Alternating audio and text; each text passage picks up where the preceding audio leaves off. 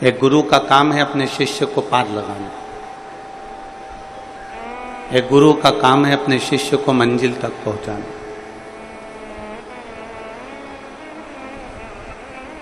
एक गुरु केवल और केवल अपने शिष्य को तार देता है, शिष्य को मंजिल तक पहुंचा देता है। गुरु केवल शिष्य को मंजिल तक भेजता, केवल शिष्य। गुरु अपने शिष्य को मंजिल तक पहुंचा देता है, पर यदि अपने घर में,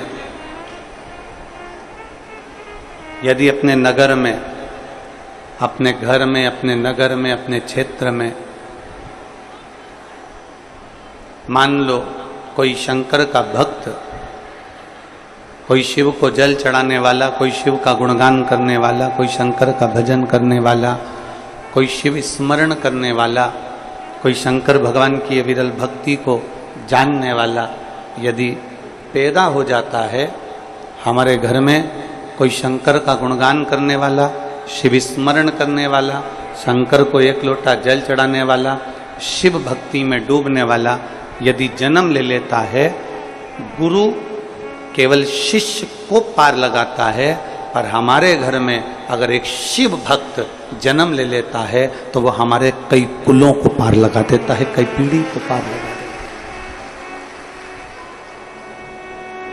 एक पीढ़ी नहीं, ना जाने कितनी कितनी पीढ़ियां, ना जाने कितना कितना कुल हमारा पार उतर जाता है। कितनी पीढ़ियां पार उतर जाती हैं। हमने पहले भी कहा है कि उज्जैन में ऋण मुक्तेश्वर मंदिर पर पत्थर से अंकित है कि शिव महापुराण की कथा सुनने वाला एक पीढ़ी पार नहीं होती। हमने कई बार कथाओं में कहा कि उसकी 71 पीढ़ी पार उतर जाती है। एक पीढ़ी से तो मतलब ही नहीं रखा।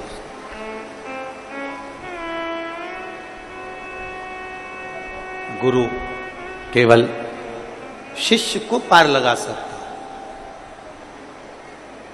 और कोई भी गुरु होगा वो अपने शिष्य को पार लगाने का प्रयास करे।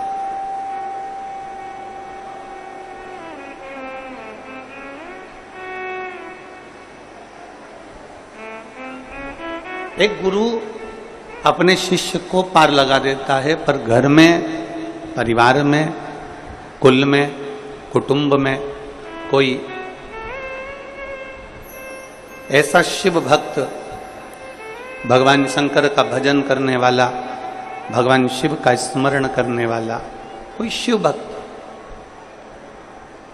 हमारे घर में जब जन्म ले लेता है तो वो केवल खुद को तारता नहीं, खुद को पार उतारता नहीं, वो ना जाने कितनी कितनी पीढ़ियों को पार उतार देता है। कितनी कितनी पीढ़ी। और यहां तो शास्त्र कह रहा है कि एक दो पीढ़ी से तो मतलब ही नहीं रखा। मेरी जीजियों, मेरे जीजाओं, मेरी बेटियों, बेटाओं, मेरी माताओं, मेरे भाई, मेरी बहन, यहां जितने बैठे हैं और जितने आस्था चैनल पर कथा सुन रहे हैं, ये सब आपकी चित्त वृत्ति में बिठा कर रखिएगा कि आप सहज नहीं हो।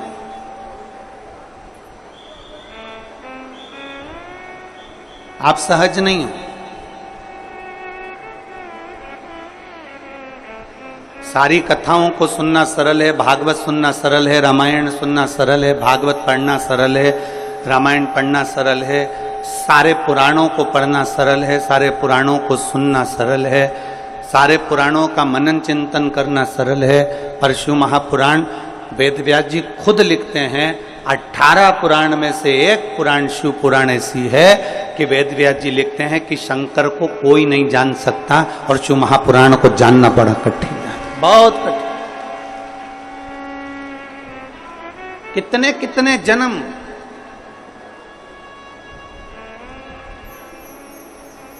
कितने कितने जन्म और भाग्यशाली और भिलाई वाले और भाग्यशाली आस्था चैनल पर कथा सुनने वाले। सावन का जो महीना जिसमें आप कथा सुन रहे हो, सावन का ये महीना जिसमें आप कथा श्रवण कर रहे हो, सावन का ये महीना जिसमें आप भगवान शंकर की अविरल भक्ति को धारण कर रहे हो। सोमवार से सावन चालू हुआ और सोमवार के दिन सावन विराम होगा। ऐसा सावन 72 साल के बाद आया। 27 जुलाई 1953 में ऐसा सावन पड़ा था। कितनी तारीख को? जम के बोलो जरा। 27 जुलाई 1953 में ऐसा सावन पड़ा था, जो सावन सोमवार से चालू हुआ था और सावन सोमवार के दिन विराम हुआ था। 72 साल के बाद ऐसा सावन आया है जिसका योग आज है। 27 जुलाई 1953 में ऐसा सावन आया था। अब जरा किस्मत देखिए, आपका भाग्य देखिए रे छत्तीसगढ़ वालों, नजर उतरवा लेना आप कि 72 साल बाद ऐसा सावन आया जो सोमवार से चालू हुआ, सोमवार को विराम हो रहा है। 27 जुलाई 1953 में ऐसा सावन आया था और उसके बाद आज ये सावन 22 तारीख से चालू हुआ और 19 तारीख को विराम होगा, और उसमें भी सोमवार से चालू हुआ और सोमवार को विराम हो रहा है। ये शिव भक्ति है, ये अविरल भक्ति, ये भगवान शंकर की अविरल भक्ति है। आप और हमको प्राप्त हुई है, हमें मिली। और तेरी कृपा बिना ना हिले एक भी अणु, लेते हैं श्वास तेरी कृपा से तनु तनु। बखान क्या करूं मैं राखों के ढेर का, चपटी बहुत में खजाना कुबेर का। हे गंगाधार मुक्तिवार ओंकार तू, भोले ओंकार तू। आयो शरण तिहारी शंभु तार तार तू। कहते हैं सोमवार से प्रारंभ होने वाला सावन और सोमवार के दिन विराम होने वाला सावन हमारे मनवांछित फल की प्राप्ति कराता है। मनवांछित फल। इसी